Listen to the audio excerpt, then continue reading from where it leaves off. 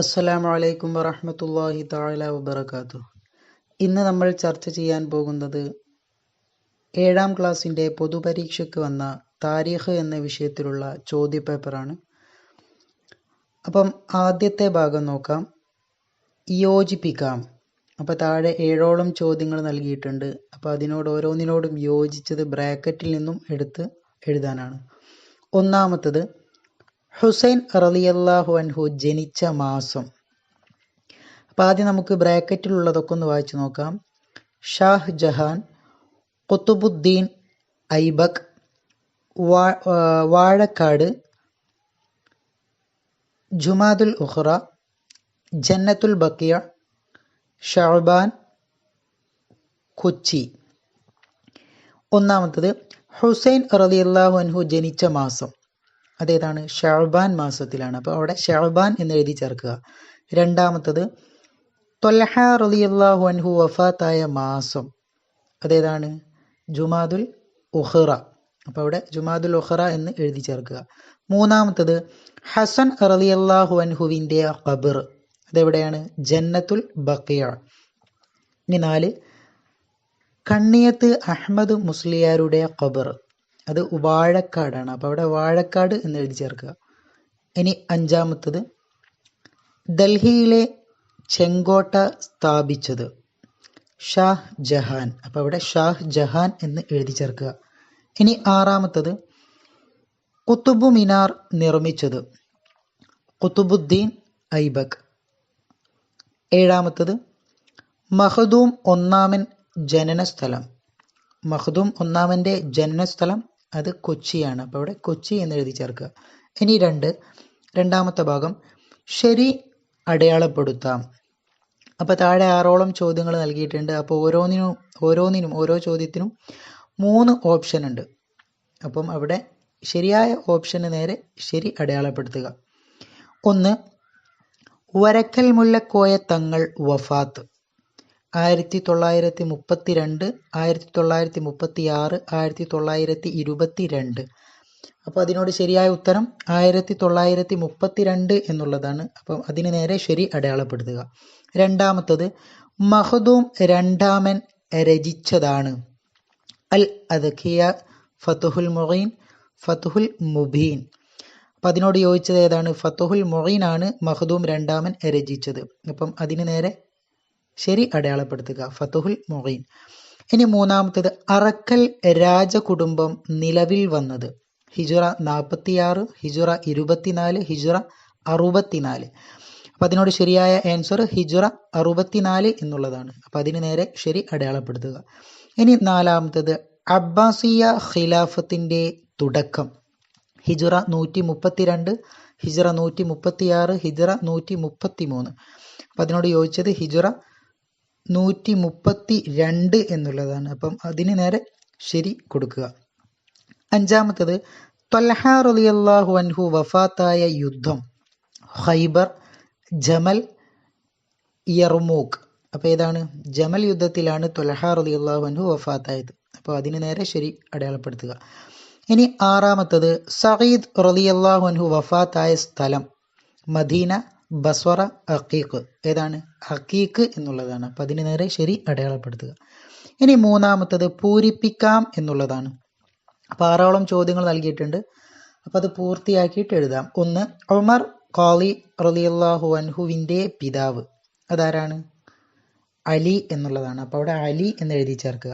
2ാമത്തത് മമ്പുറം തങ്ങളുടെ ജനന വർഷം 1166 ആണ്. അപ്പം അതവിടെ എഴുതി ചേർക്കുക. ഇനി 3ാമത്തത് മഖ്ദൂം രണ്ടാമൻ വഫാത്തായ സ്ഥലം ചോമ്പാൽ. അപ്പം അവിടെ ചോമ്പാൽ എന്ന് എഴുതുക. 4ാമത്തത് കുത്തുബി മുഹമ്മദ് മുസ്ലിയാരുടെ ഖബർ എവിടെ? ചൊക്ലി.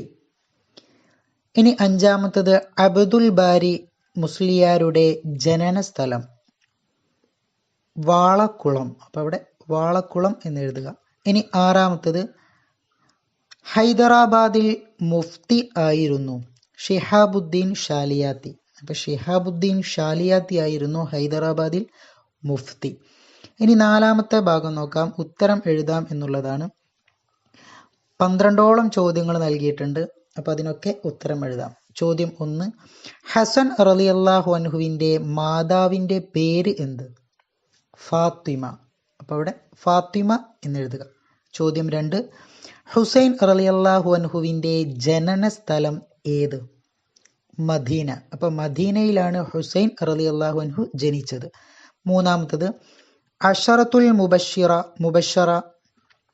മുബഷറയിൽ നിന്ന് അവസാനം വഫാത്തായത് ആര്? അപ്പോൾ അഷറത്തുൽ മുബഷറയിൽ നിന്ന് അവസാനം വഫാത്തായത് സഅദ് ഇബ്നു അബി വഖാസ് റളിയല്ലാഹു അൻഹു ആയിരുന്നു. അപ്പോൾ അവിടെ സഅദ് ഇബ്നു അബി വഖാസ് റളിയല്ലാഹു അൻഹു എന്നെഴുതുക.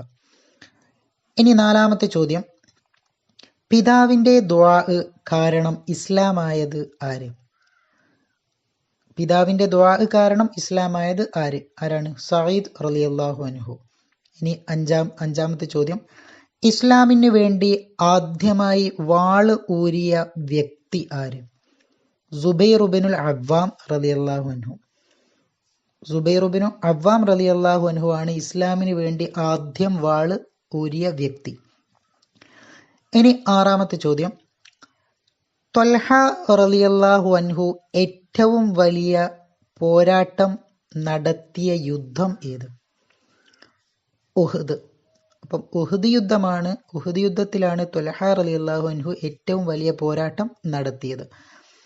ഇനി ഏഴാമത്തെ ചോദ്യം, അബൂ ഉബൈദ റളിയല്ലാഹു അൻഹു ഇസ്ലാമിൽ എത്തിയത് ആരിലൂടെ? അപ്പം ആരിലൂടെയാണ് അബൂ ഉബൈദ റളിയല്ലാഹു അൻഹു ഇസ്ലാമിൽ എത്തിയത്? അബൂബക്കർ റളിയല്ലാഹു അൻഹു. 8, ഇന്ത്യയിൽ ഏറ്റവും ഉയരമുള്ള മിനാരം ഏത്? ഖുതുബ് മിനാർ. അപ്പം ഖുതുബ് മിനാറാണ് ഇന്ത്യയിൽ ഏറ്റവും ഉയരമുള്ള മിനാരം. 9, അറക്കൽ രാജകുടുംബത്തിൻ്റെ ആദ്യ തലസ്ഥാനം എവിടെ? ധർമ്മടം. അപ്പം ധർമ്മടത്താണ് അറക്കൽ രാജകുടുംബത്തിൻ്റെ ആദ്യ തലസ്ഥാനം. 10, ചേരമാൻ മസ്ജിദിൻ്റെ സ്ഥാപകൻ ആര്? മാലിക് ഇബ്നു ദീനാർ. അപ്പം മാലിക് ഇബ്നു ദീനാറാണ് ചേരമാൻ മസ്ജിദിൻ്റെ സ്ഥാപകൻ. 11, മുർഷിദു തുല്ലാബ് എന്ന കിതാബിൻ്റെ രചയിതാവ് ആര്? മഖ്ദൂം ഒന്നാമനാണ് മുർഷിദു തുല്ലാബ് എന്ന കിതാബിൻ്റെ രചയിതാവ്. 12, സുബൈർ റളിയല്ലാഹു അൻഹുവിൻ്റെ കുടുംബനാമം എന്ത്? ബനു അസദ്.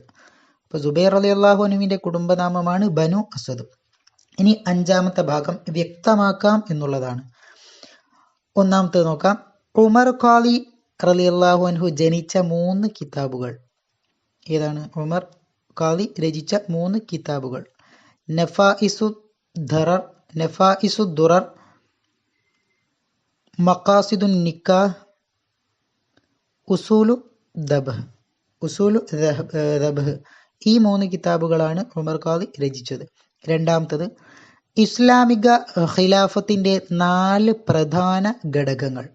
1, ഖിലാഫത്തുൽ റാഷിദ, ഖിലാഫത്തുൽ അമവിയ, ഖിലാഫത്തുൽ അബ്ബാസിയ, ഖിലാഫത്തുൽ ഉസ്മാനിയ. ഇനി മൂന്നാമത്തെ ചോദ്യം, ഇസ്ലാം കേരളത്തിൽ ഉണ്ടാക്കിയ 3 സാമൂഹ്യ ഗുണങ്ങൾ ഏതൊക്കെയാണ്?